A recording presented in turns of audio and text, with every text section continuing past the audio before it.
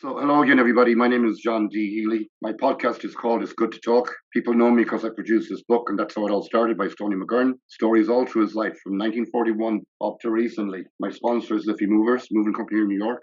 They've been around longer than Jeopardy. So, my guest today, I'm happy to have, is John Malone, a talented singer and musician. So, John, let's talk to you. Where were you born and how did you get into music? Born in Newry, County Down. Although that's contested, it could be also County Armagh, apparently. Just got into music whenever I was young. Obviously, pushy mother, Right. making you sing in the choir. And I was going to say that, yeah. But you know what? Like Stoney's book, that's what got you started as well. You know. Yeah. So that was your starting point. Yeah. And then you progressed from there. Like my parents had one of the old ballrooms of romance, you know. Yeah. So I would see show bands every Saturday night showing up from all over, and no doubt from Armagh and Tyrone and lots of the northern bands. So I grew up with that from the age of 4, 5, 6, and fascinated with the whole music world since then, you know. And I've been to some of your gigs, and you are very talented. So where did you kind of branch out then? Did you play with a show band at any time, or no? That was the thing. I worked in the Canal Court in Newry for a while, and there was always they had the show bands and stuff in on the Fridays and Saturday nights, and I was always just watching them, and I was just going I was playing the guitar at that point, but I'd never played out in public. You know, and I was always like, oh, those lads, like they have it made, they just they'd come in and they'd be sound, they'd all just come in. They'd do their sound check. They'd, sit down and have a bit of crack, and then they get up and they'd have everyone up dancing, and it was like, it's everyone going mad, and you're standing there, you're going around cleaning tables or you're serving pints or whatever, and you're just like, everybody else is having the crack, and you're the kind of, the background. And I always loved being the background until then started playing, and then it's like, you become that. It's obvious that had an influence on you, you know? Yeah. Because I've been to some of your gigs, and not only are you a singer, guitar player, but you're also you're entertaining. So you have a knack to get your audience engaged, you know? Yeah, that's a talent in itself, yeah. Yeah, well, awkwardness will do that. Yeah. So I had on a previous podcast, I had Ed Malone on. He's no relation to yours. He's an actor and a professional clown, and I asked him who influenced him and his family, and he said he was nobody talented in his family. But I assume he was maybe bragging about that just to put himself up on a pedestal. But yeah, the show band era was very exciting times, and the whole world of music was exciting at that time as well. Yeah, and the charts and stuff like that, and Radio Luxembourg, of course, and influences like that. Had you favorite bands yourself back in the day? The ones that stuck out were, I can't remember, the ones from Dublin, the ones Bagatelle. Bagatelle, yeah. They were always I couldn't believe that the influence that they could have on people that anytime they played in the Canal Court, they were sold out. And I couldn't believe it. And then you hear them and you're just like, Jesus, it's like hearing a full orchestra playing, but it's like, I mean, that song, Summer in Dublin. Summer in Dublin. Classic song, yeah. And that's the man. That's how that's how you know it's a good song. It's there's American people would ask me in American bars in New York would be like, oh, do you know that song by Bagatelle, Summer in Dublin? And I'm like, how the hell do you know that? Yeah. Song? Interesting. Shows you how well it travels. Whenever there's something that big and that kind of all encompassing, where everybody's just everybody knows it. There's a couple. There's a couple other. There's a band from Brooklyn as well. You probably know them. I can't remember their name. It's getting away from me now. People always ask me, do I know their songs? And I interviewed a cancer research guy a couple of months back, and at the end of the day I said to him, how do you unwind and all that, and I had another social psychologist guy on before that, and he saw that interview, and the cancer research guy at the end of the day, he said he likes to play his guitar and sing, but more like a karaoke thing. So I said, would you sing a song for me? And he said, okay. So he sang in his interview, we had talked about cancer and science and doctors and God and everything.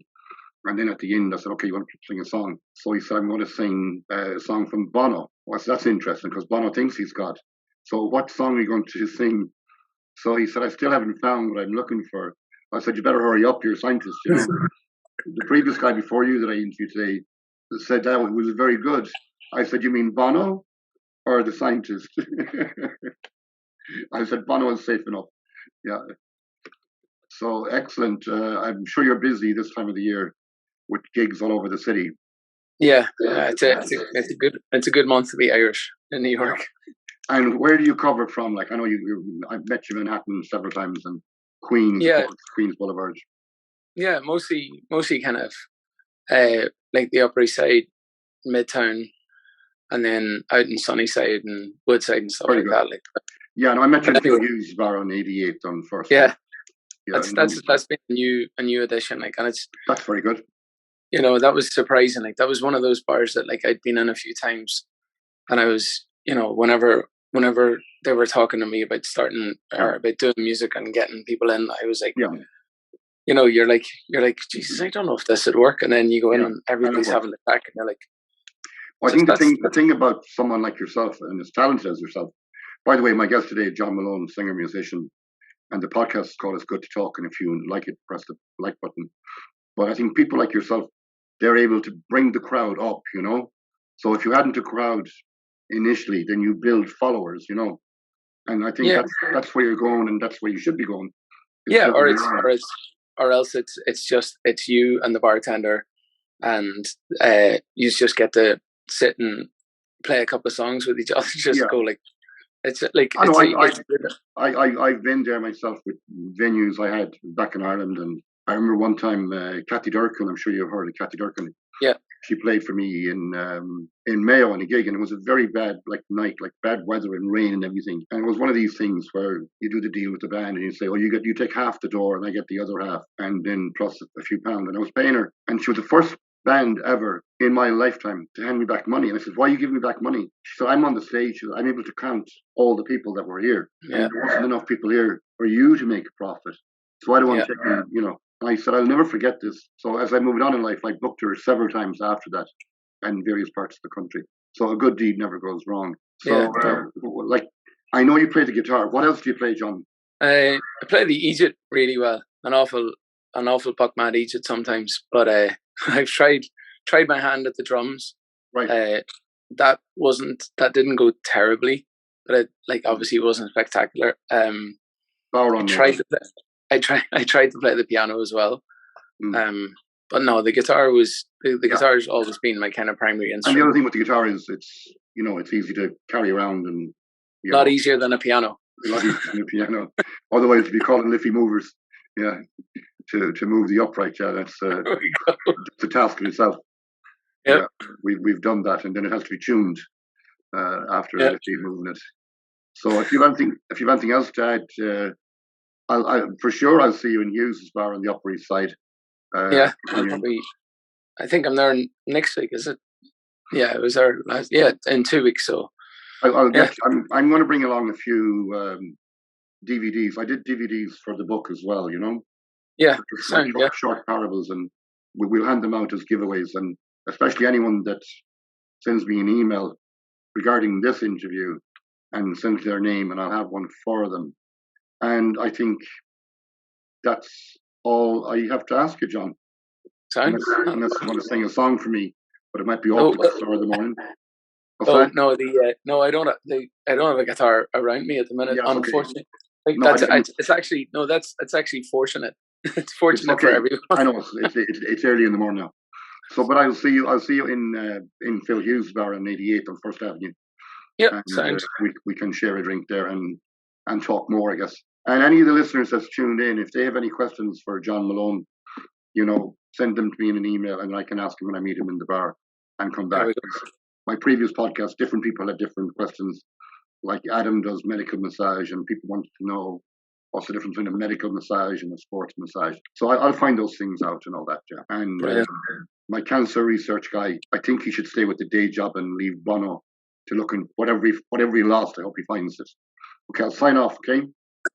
John, take care. Thanks very much. Okay.